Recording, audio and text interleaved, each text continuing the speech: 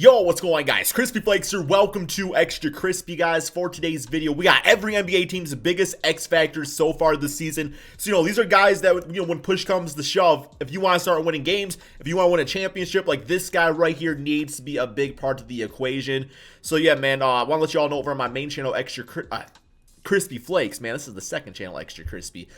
Main channel, Crispy Flakes, I did a tier rank video for like every team's largest contract. It was very interesting. I highly suggest you guys do check that out if you get a chance to.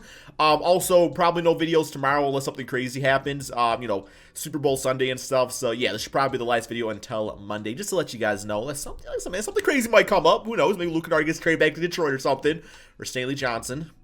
Yeah, I don't know if I'll make a video about that, bro. I'll probably just cry. But here we go. Let's get going on this. The first team we have is the Atlanta Hawks with Deandre Hunter. So when Deandre Hunter got drafted, like low-key, like I could see that the Hawks, they were trying to be like the new Warriors. You know what I'm saying, man? Like they wanted to have Trae Young be like, Steph Curry. Kevin Huerter was supposed to be Klay Thompson, although I don't know about that too much. But I always kind of saw like DeAndre Hunter as like that glue guy for a championship team, man. Like the guy that could do a little bit of everything, like a Draymond Green, for the Warriors. So yeah, if he could become that, that'll be fantastic for the Hawks.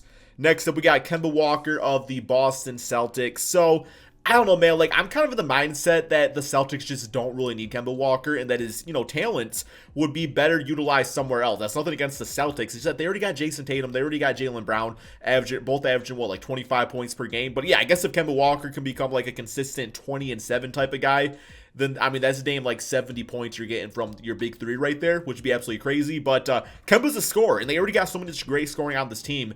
I'd much rather them trade Kemba, not going to lie, and get like some interior defensive stuff back for him. Okay, next up we got Jeff Green of the Brooklyn Nets. See, I disagree. I think it's DeAndre. I think it's going to be DeAndre Jordan. Like DeAndre Jordan, if he can return to even be like a shell of him former self, on the Clippers with the defense stuff, just like part of that player, this team would be a lot better. Just because, like Jeff Green, he's like a stretch big at this point in his career, a scorer and stuff like that, man. But this team doesn't need scoring. They need some defense. Like, it's got to straight up be DeAndre Jordan, or who's their backup center right now? They even got a backup center? I don't think they signed Pelvis or whatever his name was from the 76ers, but no, it's got to be a DeAndre. He's the X factor in my opinion. Next up, we got LaMelo Ball of the Charlotte Hornets. So yeah, Gordon Hayward's already been good. Devontae Terry Rozier, to get out both those guards, but LaMelo Ball, third pick in the draft, like. And so far, he's been balling out, man. I think last night it was against the Jazz. I think he had like 34 points. So it looks like he's living up to that. But yeah, for this team to take the next step and become a playoff contender, it all comes down to LaMelo Ball. Pretty simple with that one. Okay, next up we got Lauri Markkanen of the Chicago Bulls. Yeah, this I do agree with. For the past few seasons now, Lauri's had injury issues and stuff like that, issues with being utilized correctly in the lineup. But like this year, just not really no sort of excuse. It's like Lauri Markkanen. I think a lot of people think that this kid can be an all-star caliber player. He needs to be that, and yeah, he needs to be that second big-time scoring option next to Zach LaVine. Okay, next we have Darius Garland of the Cleveland Cavaliers. Yeah, Darius Garland, I feel like if he can just be like a 15-7 guy throughout his career, that'll be fine. Colin Sexton's great, but I honestly see like a lot of star potential with Isaac Okoro as far as being that X factor, because we all saw like what Okoro was doing during like the preseason and stuff like that, man. He's already got the defense. Like the defense is there, but if he can add that scoring element, that consistency, then he's going to become a damn top wing player in the NBA. Okay, next we have Kristaps Porzingis of the Dallas Mavericks. Yup, he's been injured a lot. At times, Kristaps been looking really bad this season, man. There's games where he's decent, but Luka needs that second star option, guys, for them to make a run. Like, you simply cannot make a run in the playoffs without having that second guy. You just can't. As great as Luka is, he needs help. Okay, we got Jamal Murray of the Denver Nuggets.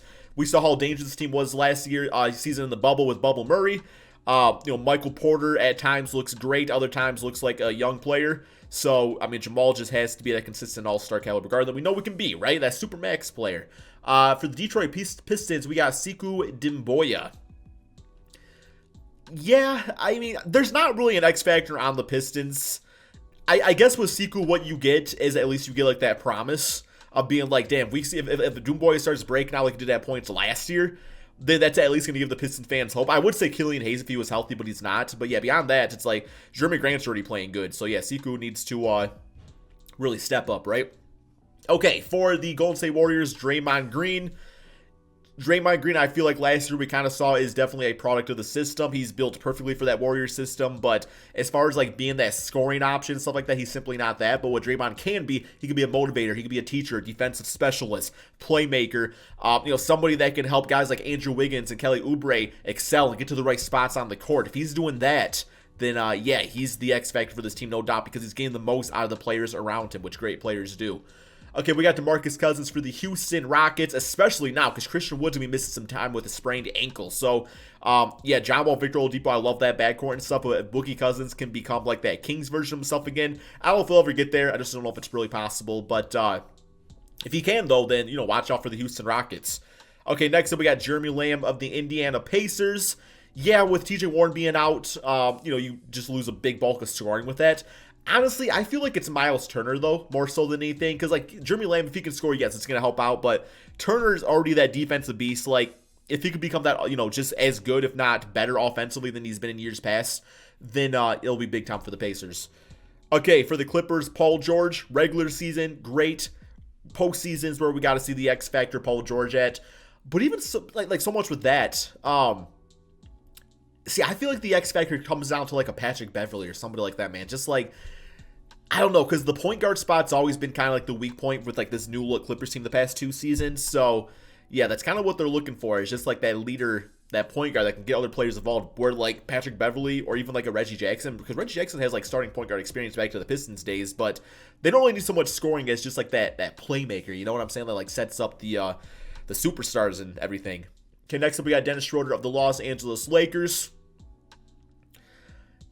Yeah, I feel like with Schroeder, we already know where we're going to get out of him, though. I feel like Kyle Kuzma, because when Kuzma plays good, this Lakers team is damn near unstoppable, guys. Like, Schroeder, it's like he's going to be out there playing with LeBron James stuff. Things will be fine, but when you have Kuzma in that game, when he goes in with that second scoring unit or whatever, I mean, if he's balling, if you can get you, like, damn 15 points, it's an unbeatable team. They're plain and simple unbeatable. Okay, we got Kyle Anderson of the Grizzlies. Sure, I don't really got much to say. Yeah, he's fine. I mean, it's going to come down to John Morant, healthy Jaren Jackson, Jonas Valanciunas, stuff like that. But Kyle Anderson, there's times where he looks really good out there. So that's all I can really say about Kyle Anderson as far as being an X Factor. Okay, next up we got Miami Heat Tyler Hero. Definitely this kid needs to play like a damn all-star for the rest of the season, guys. I mean, there's so many there's been so many opportunities to get other players with Tyler Hero being involved in trades, but Heat fans don't want to get rid of Tyler Hero, which is fine. He's a great young kid that is great, great at basketball and clutch player and all that stuff, but great shooter. But it's like at that point, giving up some of those trades, like Hero, that's pretty much signaling that Hero is ready to go. Man, he's that star player now, because guys like Jimmy Butler are not getting any younger, man. Like that window as far as winning a championship. Tyler Hero, the sooner he steps up now, the better for them. Okay, we got Dante DiVincenzo for the Milwaukee Bucks. Yeah, combo guard type of player out there that can just give, a little bit of everything at the guard spot alongside Drew Holiday. Has to knock down the shots. They'll be good to go. All right, next up we got Anthony Edwards at the Minnesota Timberwolves. First pick in the draft. T-Wolves looking like, top 2 worst teams in the NBA. Lots of opportunities for, Anthony, the A-man out there to score the basketball and stuff. But so far what I've seen out of him is just like a good scoring shooting guard. I mean, similarly to like a Malik Beasley who's already on the team. It's like a guard that can really score. It's only his first season. Let's give him time to be the complete package and stuff. But yeah, the opportunity is there. Like, no pressure. Just shoot the basketball, right? Next up, we got Nickeil Alexander-Walker for the Pelicans. See, I feel like it's more like Lonzo Ball. Just because I feel like Lonzo, honestly, not even so much Lonzo. I'm going to throw a coach out there, man. Stan Van Gundy. Like, Van Gundy has got to, like, feel out the room, man, and realize the type of players he has on his team. And I just don't think his system works with these players, guys. I really don't. So if he can, like, open up his mind to, like, a new coaching style, that would be the biggest X factor for the Pelicans. Okay, next we got Emmanuel Quickley for the New York Knicks. This guy has been amazing. Like, this guy is a damn future all-star point guard in my opinion, man. But if he could become that 20-7 guy for this team for the foreseeable future, he'll be the next piece of that puzzle alongside, R.J. Barrett, Julius Randle, Mitchell Robinson. So, yeah, he's been great. Next up, we got Hamidou Diallo for the OKC Thunder. Yeah, I mean, he's an athletic player, plays some good defense. He's got some good opportunity right now with the team being in a rebuild and stuff to really prove himself out there. And I just feel like he has to open himself up more offensively and stuff. Okay, Okay, next up we got Cole Anthony for the Magic. Like right now, as much as I hate seeing Markelle Fultz getting injured, this opened up an opportunity for Cole Anthony to be the leader of this, the leader of this Magic team, and really get a few years ahead of schedule. Because I really thought he was going to be a backup to Markelle Fultz for the next like 3 or 4 seasons. So A, the Magic moved on from Markelle, maybe didn't work out, or B, it was just Cole Anthony just was playing so much better off the bench, and it was time to start himself, or C, he just got traded somewhere else, right, man? But yeah. Time to prove yourself, rookie. Like, you don't get these opportunities do not always present themselves, and when they do, you got to really, take advantage of them. Okay, next up we got Ben Simmons of the 76ers. 76ers have been one of the best teams in the NBA. Ben Simmons has taken a little bit of a backseat scoring wise. He still does a lot of other good things out there. But yeah, as always, like if he can add the jump shot and stuff, we all have been down this road so many times that we know it will make the 76ers that much of a better team. Although I would argue that by him, realizing his situation, realizing maybe he's not the best shooter out there, I feel like it actually helps out the team more. But yeah, okay. Okay, next we got Deandre Ayton of the Phoenix Suns. I mean, he's literally playing with 2 of the best guards in the NBA. It's CP3, Devin Booker. Guys that you have to double team and guys that can make plays for you. I mean, you're a 7-foot center that can make the mid-range shot, make threes at times, beast on the inside in a small ball league. Yeah, you should be averaging 20 and 10, no problem. That's anywhere a first pick in the draft too. Okay, next up we got Gary Trent Jr. So yes, there's been once again riddled with injuries. The Portland Trail Blazers have CJ McCollum. Gary Trent was a big asset in the bubble last year.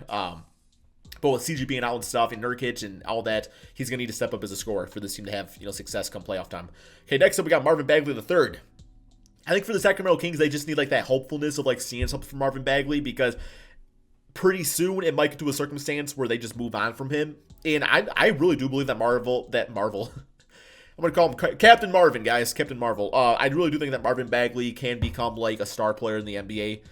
Whether it's on the Kings or not, I don't really know, but it suck as a Kings fan if you guys if it's just like the opportunity wasn't there and he didn't make the most of it, went to a different team and became a superstar. That would burn very badly. Okay, next we got Keldon Johnson of the Spurs. Have seen this kid play a few limited games and stuff like that, but I do see, a guy that can become a really good scorer in the NBA. So yeah, if a team like the Spurs that are just always so good at evaluating talent, hopefully Keldon Johnson's the next beneficiary of that scouting team. Okay, we got Chris Boucher of the Toronto Raptors. The big guys for the Toronto Raptors have not been it, man. Aaron Baines has been extremely disappointed. Pascal Siakam, inconsistent, I would probably say. Chris Boucher has been like one of the most improved players in the NBA, though. But yeah, offensively he's good. Defensively, if he can continue to get better and stuff like that, he could be like the next like Serge Ibaka of this Toronto Raptors team. Okay, we got Bojan Bogdanovic for the Utah Jazz. Getting a lot out of Mike Conley, Donovan Mitchell, Rudy Gobert. If Bojan can be that 4th scoring option, be efficient and everything with his jump shots. I would probably even say more so like a Joe Ingles, though, just because like with Joe Ingles, you do get like the spot-up 3-point shooter, but also you get the defense, the playmaking, and all that too. That's extremely important. And last but not least, we got Russell Westbrook of the Washington Wizards. We all know what Bradley Beal's doing this season, although last box score I checked, he was like 0 for 12 in a game, so it wasn't great, but yeah. But even with Russell, too, it's like, it can't be so much about the stats. It has to be about the numbers leading to wins. That's what it has to be about when it comes to Russell. So we'll see if that happens or not, man. But that's all we got for this video. Hopefully you guys all enjoyed it. Be sure to drop that like, subscribe if you're new to the channel, and peace out, my friends.